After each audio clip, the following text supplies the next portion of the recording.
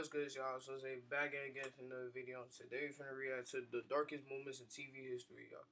Now, basically, this one of them Nick Carly videos, y'all. Y'all know we reacted to one last month, the YouTube darkest videos one. That video got hella views, bro. I ain't gonna lie. I seen that. It's like, I think it's at like 400 views, but yeah, it got more views than we usually be getting. But yeah, today we finna react to another one of his videos, y'all.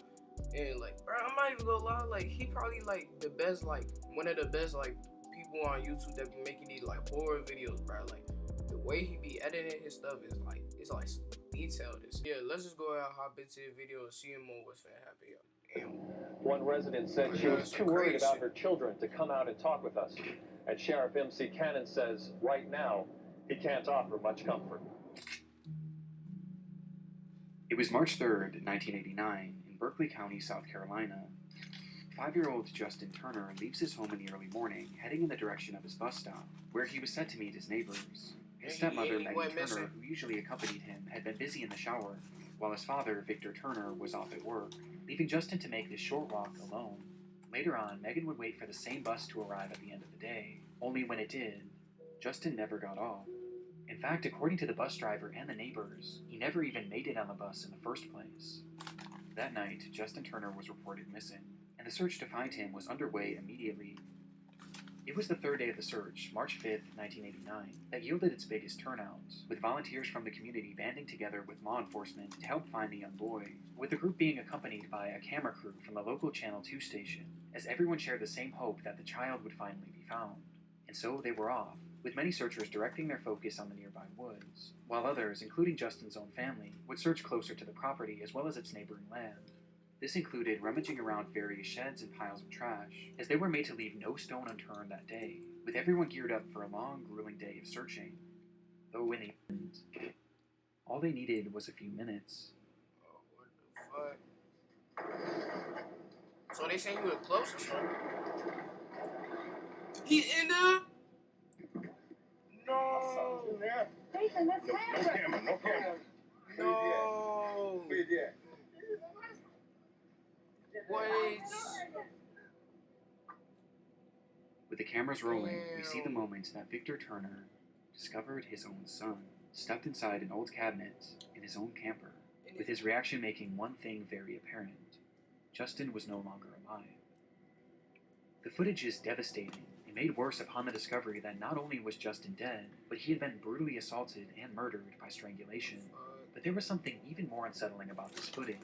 The fact that that very camper had already been searched in the days prior, and likely numerous times, yet somehow Justin's body was never found, meaning that whoever the killer was may have hidden him there days after the disappearance. The latest word about the boy's grim fate has really shaken up this Monk's Pointer neighborhood. They were clearly dealing with an incredibly dangerous and deranged individual, and tracking down whoever was responsible became law enforcement in the area's top priority. Though this certainly didn't mean that results were guaranteed, as there was a severe lack of physical evidence found on the scene, making it incredibly difficult to find any definitive information as to who might have done this. And despite their best efforts, 3, 2, 1, Happy New Year! A full year passed, It's 1991. and then 2, and then 3. Then a full decade passed, then 2, And they never found and the then camera. 3.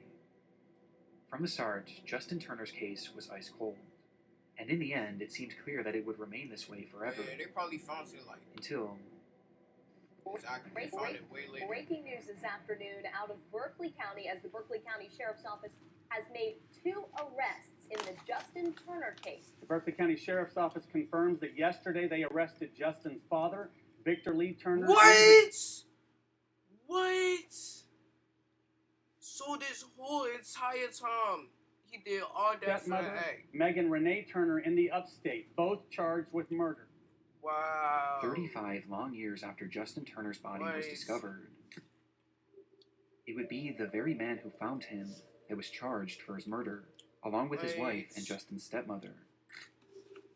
This supposedly came as a result of improved forensic technology, as well as other information that had previously been unreported, like one account where his stepmother Megan had been overheard talking about how she and Justin had gotten into a fight that very morning with a I ain't gonna lie, you know how evil you gotta be to murk your own kid, your son, whoever, bro. Like this. Woman eventually laughing about it and saying, "But I won that fight."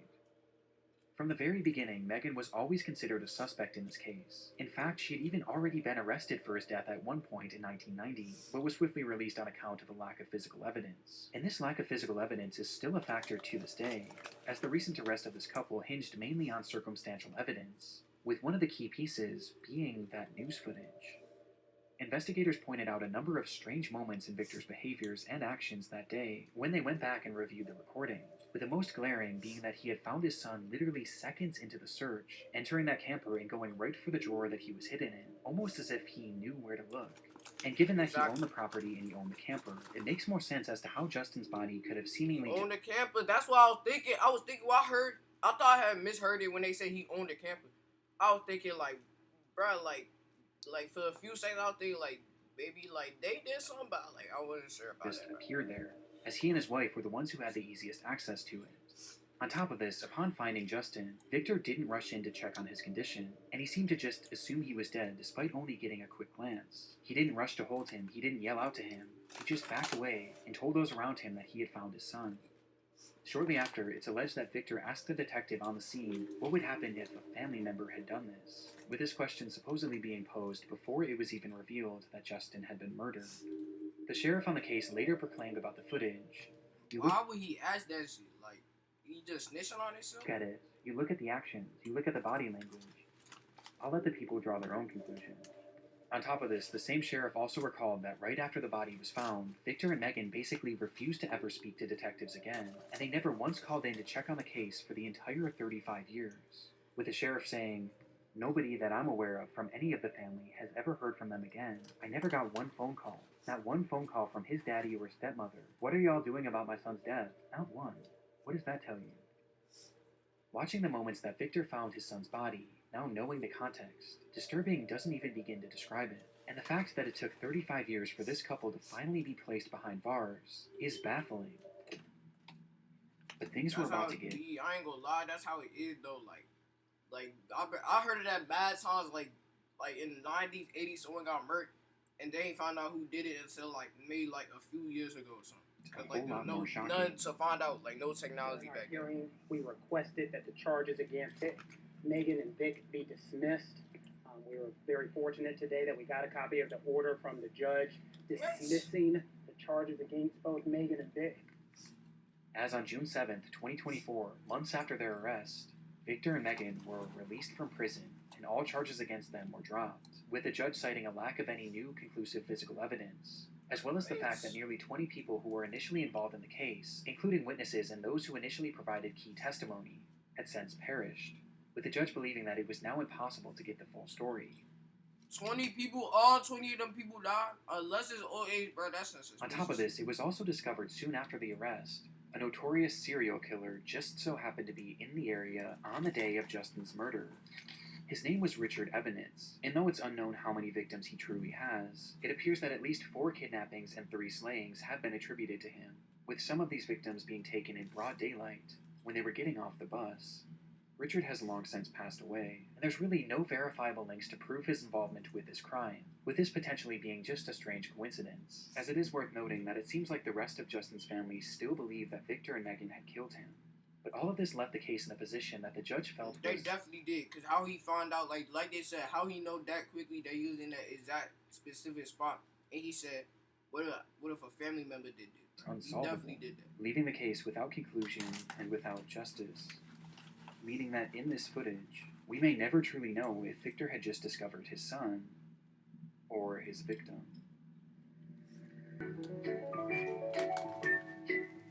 George and his friend, the man with the yellow hat, It's probably one of those dark cartoons. This is a beautiful spot to set up camp, George.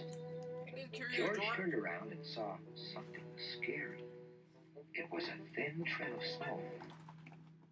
There seems to be something innately interesting about survival shows. For decades, audiences have been enamored by depictions of people pushing themselves to the limit in order to survive harsh and almost inhumane conditions. Most notably, and one of the more tame examples, is Survivor, which no doubt popularized the genre, as it isn't just a staple of television in the US, but all the other countries that have since created their own versions of the show.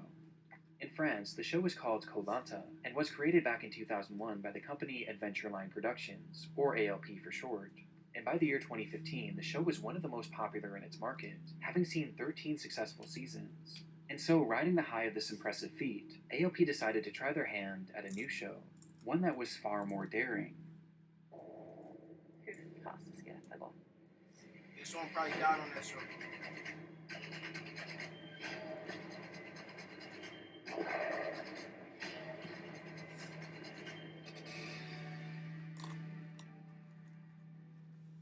The show was called Dropped and would follow 2 teams of 4 contestants who would be blindfolded and dropped into an undisclosed location each week via helicopter, with each team having the same mission: make it to civilization, charge a phone, and make a rescue call. And the first team to do so would win, while the losing party would have to vote one member off. It was a fairly interesting idea, but it also already had a proof of concept, as there was actually an identical show being made in Sweden at the time that was already well received. Though Dropped wanted to turn up the interest even more, and that's exactly what they did when they announced that the cast would be composed solely of famous athletes, most of whom turned out to be French Olympians who were already well beloved in the country. It had all the makings of a certain success, though in the end, this show would never actually make it to television, with the showrunners proclaiming that the program would not see the light of day. And this was all thanks to the events of March 9, 2015.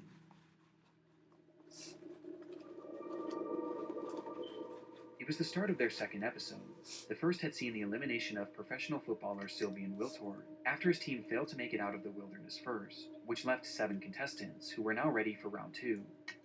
The day's shoot began in La Rioja, Argentina, with the cast being blindfolded in preparation to be loaded up into their helicopters and dropped at their next location. Olympic gold medal swimmer Alan Bernard was one of the first to step onto the craft, but was quickly told to exit, as his team had been the first to be dropped in the last episode, meaning that to make it fair, it was never go in no wilderness for nothing, bro. Never. Time for the other group to go first, thus giving them slightly more time, and so he stepped off the craft and waited with his group, as the other team instead loaded in. There were 2 helicopters on the scene. One was set to carry 3 contestants: Florence Atu, The Samir helicopter Mouffe, crash? They come to the line, and Buffet touches and just gets there. and Alexis Vastine, along with a crew member and 1 pilot. Meanwhile, the other craft was strictly for the crew, holding 4 production workers as well as a single pilot, with Alan Bernard and his group staying on the ground with their backs turned to the craft, as they eagerly anticipated the return of those helicopters to then take them. And so, with their blindfolds on in the pitch darkness, the team listened, as they heard the sounds of the crew cheering on a successful takeoff, though the cheering would be cut short by an awful sound: the sound of crushing metal. Oh, damn.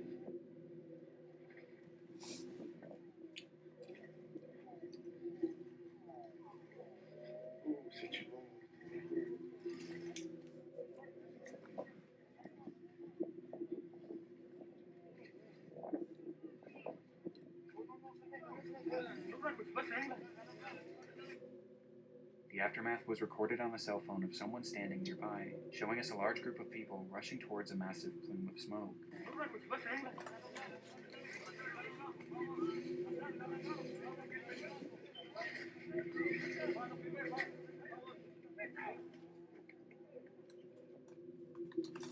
Where they would find the remains of one of the aircrafts, mangled and reduced to an unrecognizable mass of steel, with none of the contestants being able to make sense of what had just happened.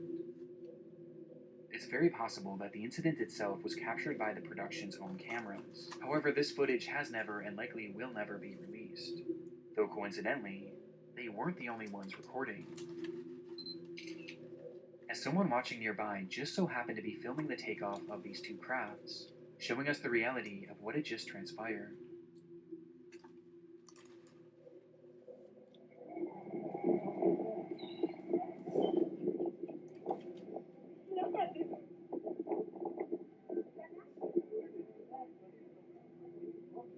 Oh! Damn. Just as the 2 aircrafts had taken to the sky, the second and lowest helicopter began rapidly ascending, with the pilot seemingly failing to realize that the other craft was directly above them, causing the 2 to collide. and then plummet to the ground below.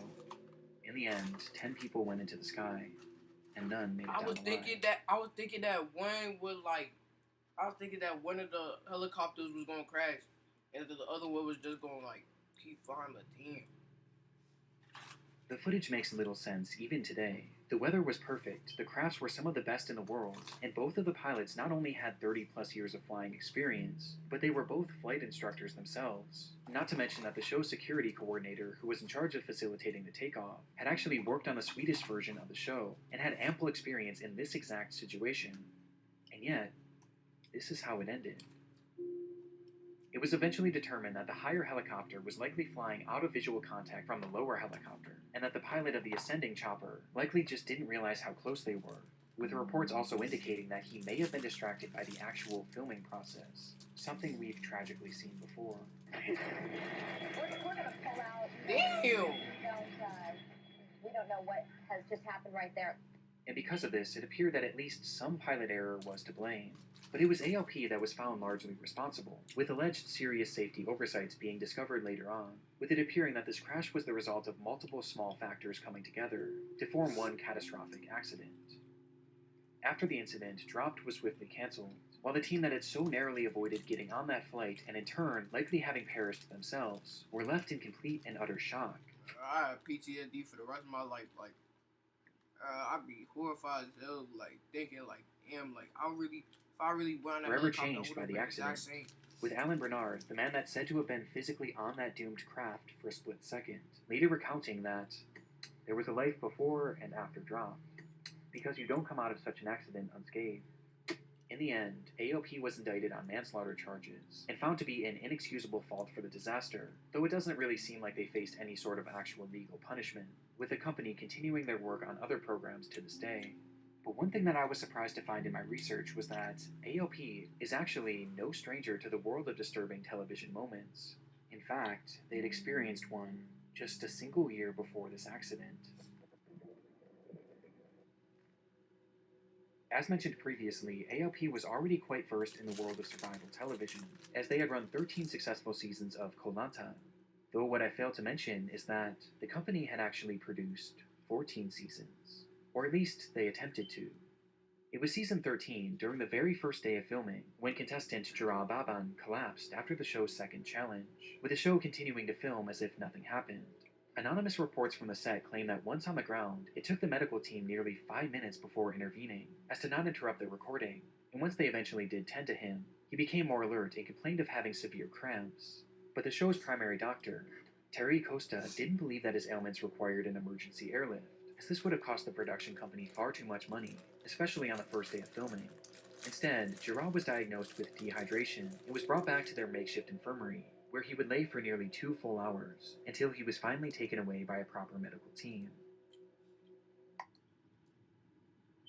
On his way off the island, Gerard Babin would pass away from cardiac arrest. So somebody got murked on this show on multiple different occasions? At the age of just 25. Cardiac arrest that was completely missed by the show's doctors.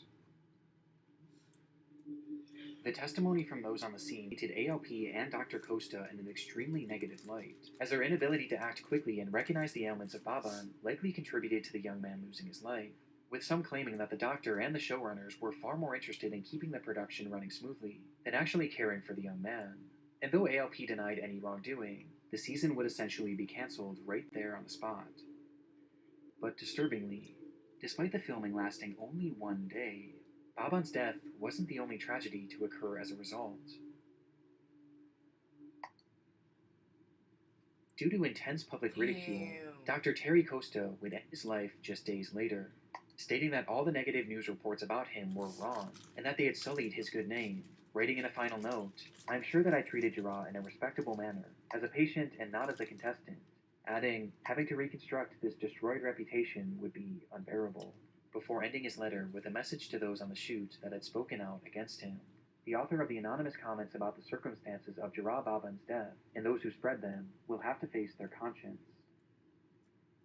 In the end, Koh Lanta would return a year later and has been going strong ever since, as AOP did not appear to face any serious repercussions for the incidents that transpired under their watch, with their fault in both cases being debated to this day.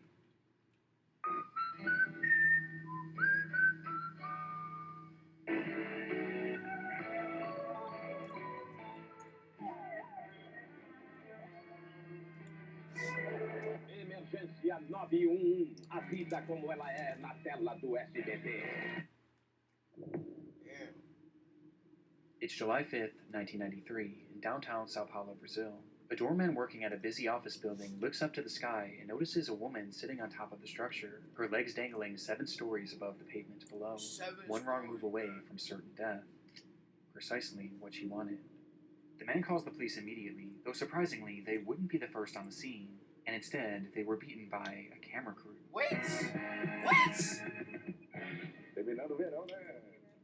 The group was from the show Aki Agora, a news program from the network SBT that had become notorious for their sensationalized and shocking stories.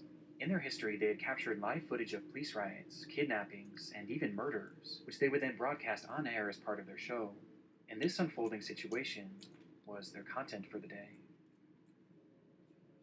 Nós fomos ver o que estava acontecendo. E quando nós chegamos ao local, o corpo de bombeiros chegou, os bombeiros chegaram junto conosco. O que é um suicídio? Onde? Nós vimos junto. Quando o bombeiro olhou para cima, estava lá a menina, sentada no parapeito.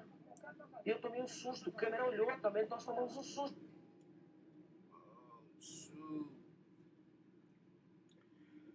Her name was Daniele Alves, and at the age of just 16, she had entered that office building and climbed up to its roof with the hopes of ending her life. And minutes after Aki Agora arrived, she did just that, as their cameras captured it all. É terrível. Daqui a pouco, aqui agora vai mostrar as imagens chocantes de uma jovem pulando para a morte. Atenção, são imagens exclusivas que não recomendamos para crianças nem para pessoas sensíveis. Later that night, that footage would be packaged together into a roughly 10-minute segment, which the network promoted heavily throughout the day, hyping it up to be one of their most shocking episodes ever. And supposedly, They it hyping was, us as though on it appears getting that the full segment is currently lost. The footage of Daniele's fall was said to have been displayed almost entirely in full, showing the moments just before and just after she had landed, where she was said to be still somewhat alive. It was more than shocking, and left viewers outraged that something of this nature could be shown on TV. But while showing the footage proved highly controversial enough, it was the context surrounding the footage that made it even more depraved. As mentioned previously, police were called to the scene to assist in efforts to help Daniele Alves. Yet the first to arrive was that Aki Agora news crew. And this wasn't a coincidence. They were all about capturing events as they unfolded. And in order to be the first on the scene, they actually tapped into the police scanners, monitoring all of the calls and information being passed through officers in order to get leads on potential stories. Which is how they got word of this incident, hearing the calls and speeding over as quickly as possible. It wasn't illegal per se, but it surely wasn't ethical either. And this was only the start. After Daniele jumped, the crew that had filmed her had already captured their dramatic footage for the day, and as the officers and medical personnel dealt with the aftermath, the crew decided to turn their focus to the next element of their story, Daniele's parents. They packed up their equipment right away and headed straight for the home of Daniele's mother and father, with it being unclear how they even got that address in the first place. And there, they once again had beaten the police, who were still back at the scene trying to piece everything together. Though rather than waiting for them, the crew instead decided to take the lead, going up to the door, ringing the doorbell, and telling Daniele's parents that their daughter had just passed away. The crew then supposedly took the parents to the police station, consoling them all while their cameras kept rolling, as the crying parents made for the perfect footage for their segment. Exploitative. Imagine the whole time, I hope this don't happen, but like, imagine the whole time the reason why she did that to herself is because the parents would abuse her. Is the only word for it. But what they did next, well, that was something far more evil. Having dropped the parents off at the police station, the crew then got to work creating their segment for the night, and as part of it, they needed to find a reason as to why Daniele did this.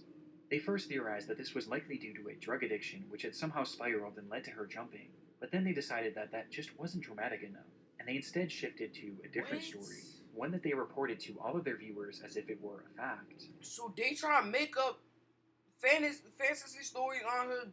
They reported that Daniele Alves had ended her own life because of her abusive parents, placing the entire blame on the family that they had just... So they make up stories for people entertainment, bro. That's some evil shit. And there was one massive issue with this. It wasn't even true. The claim appears to have been quite literally based on nothing. It has no verifiable backing and seems to have been a complete guess. In fact, just days later, Daniele's best friend spoke out and said that Daniele had done this because of a broken heart, not because of drugs or any sort of abuse. It's sickening. as the crew cared so little about Daniele's own story that they seemingly just made up their own. And imagine for a moment being those parents, going about your day when a TV crew comes to your house and tells you that your daughter is dead, and despite consoling you, those same people then broadcast your daughter's death for the whole world to see, and blame you for it. I'll be damned. Naturally, this didn't go without repercussions for Akiagara, who had crossed the line in the most soulless way possible, and the effects were swift and powerful. As the rating soared 33%, making it more popular than ever before. Wait. The network would end up being sued by Daniele's family, who was eventually awarded $1 million as a result. But realistically, no amount of money could ever be enough, as the show's actions permanently affected that family and destroyed their grieving process in a way that I can't even wrap my... They recorded somebody ending their own self, bruh, and made that shit to entertainment, bruh. mind around. But this did little to slow down Akiagara, as they remained on the air for 4 more long years, during which they leaned even more into these unfolding crime stories, leading to them witnessing numerous other deaths, What? and even being You more was into these died. unfolding crime stories, leading to them witnessing numerous other deaths. Yo, bruh, are they just tied up, or are they even being are they taken alive? hostage themselves on multiple occasions. And the more I researched this topic, the more insane the segments I found became, with by far the worst being an old episode where they recorded a man who was threatening to jump off a bridge. It was a very similar situation to Daniele, though this time the crew was much closer, so close in fact, that the host actually moved in and started interviewing the man as he was hanging there. Interviewing, not helping him, interviewing. Right, that's something. All the while, they kept cutting back and forth to another camera angle below the bridge, ready to capture his fall at any moment. Now, thankfully, this person was pulled to safety, but even as he was being taken away, the presenter still kept trying to interview him in one of the that's sick. That's most surreal scenes that I've ever seen in my life, with this situation perfectly encapsulating the show. Akiagara would continue on air until the year 1997, when one day the show was pulled due to its declining ratings, and in its place, the network would instead begin airing The Disney Club.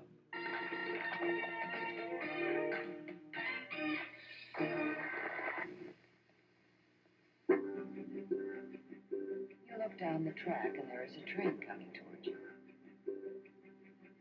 What do you think would happen? It was an exciting day for the crew of the upcoming movie Midnight Rider, the Greg Allman story.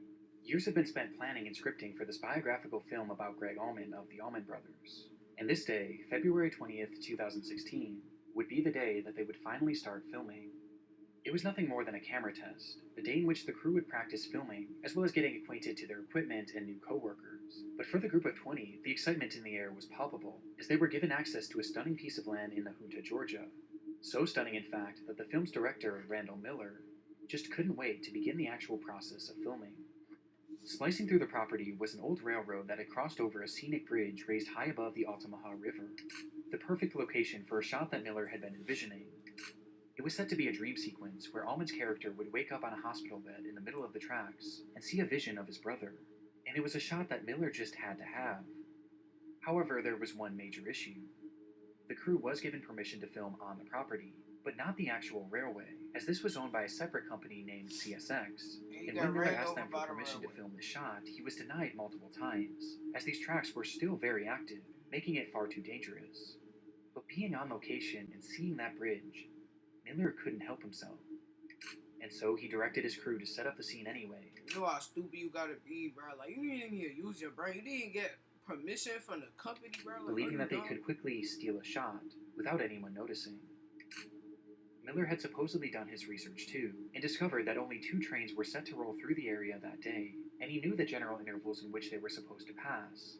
Based on this, he figured that those trains wouldn't arrive for a few hours, giving them more than enough time to film the movie's very first scene.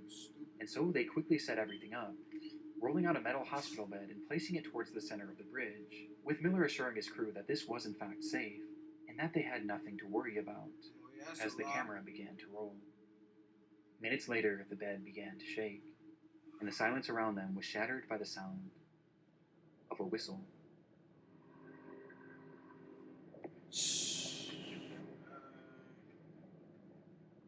Before them was an unexpected 3rd train, heading straight for the bridge that the entire crew was now on. Miller had gotten the schedule wrong. tired. At this point, the crew was filming a considerable distance into the bridge, but the shortest and really only route to safety was to go towards the oncoming train. And so that's precisely the route they took. And as they did so, there was little panic within the group, as rather than rushing to safety, they all seemed more focused on retrieving their equipment, believing that they had more than enough time to salvage everything. As after all, losing this expensive equipment on day one would have been devastating for the production. They likely had no idea that from the sound of that first whistle, they had just 60 seconds until the train would cross that bridge, whether they were off it or not. As they began to realize just how quickly the train was approaching, their movements became more hurried, which is where one major problem occurred. That metal hospital bed. It was incredibly heavy on its own, and though it was designed to roll, It don't its matter, wheels nigga, kept getting caught run. on the tracks. And worst of all, it was set up horizontally, which essentially turned it into a barricade. Despite their best efforts to save everything, their time was up, and as the camera continued rolling, the train would arrive. They care more about a damn hospital bed than they like, bro. It's actually some dumb shit, bro. They did that to this shit.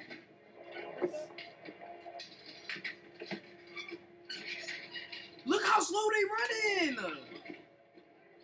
That's actually pissing me off. Oh, damn.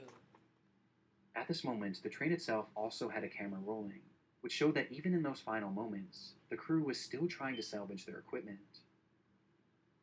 What happened next was a blur. Some were able to leap to safety, while others managed to jump to the side and cling onto the bridge. But there was still one thing that remained in the train's path. That hospital bed, which, upon impact, was torn to pieces. Pieces that were flung all over the area, striking multiple crew members and leaving many injured.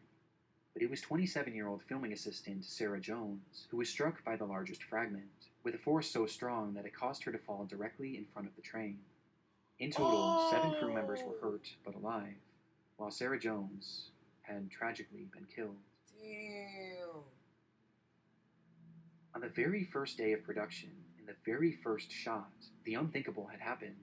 And when it came to passing the blame, most turned their attention to Randall Miller, as he was the one who ordered the scene to be shot despite being denied permission numerous times.